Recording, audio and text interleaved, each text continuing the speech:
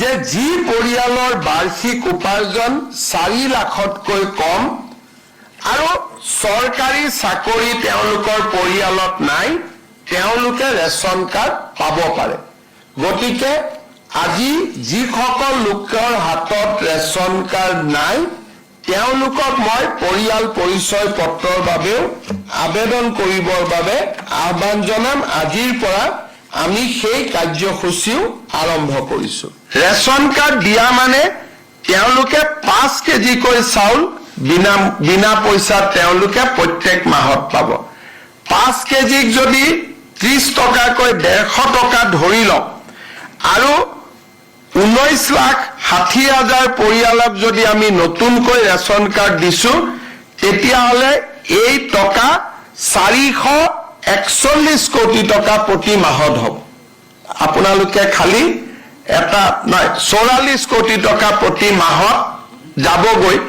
আৰু যদি 2,85,60 লাখ লোকক ধৰি লওঁ, কিমান টকা হ'ব পাৰে 150 টকাকৈ প্ৰতি মাহত পূৰণ কৰিলে আপোনালোকে নিজে চিন্তা কৰি চাব পাৰে।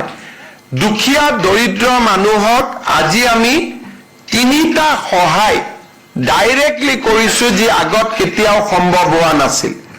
অৰুণোদয় 1260 টকা, চাউলৰ বাবদ প্ৰায় 200 টকা আৰু চিকিৎসাৰ কাৰণে আয়ুষ্মান ভাৰত, আয়ুষ্মান অসম কাৰ্ডৰ জৰিয়তে বছৰি 5 লাখ টকা।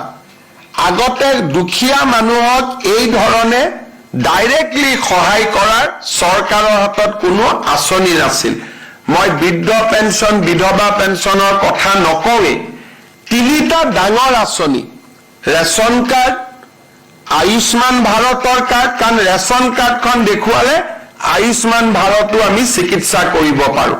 5 লাখ টকাৰ বছৰি ৰেচন কাৰ্ডত 5 কেজি চাউল আৰু 1260 টকা, 1250 টকাৰ অৰুণোদয়। 3টা প্ৰত্যেক মাহত আমাৰ চৰকাৰে দুখীয়া দৰিদ্ৰ মানুহক ডাইৰেক্টলি আজি সেৱা কৰিব পাৰিছে। ৰেচন কাৰ্ড কেনেকে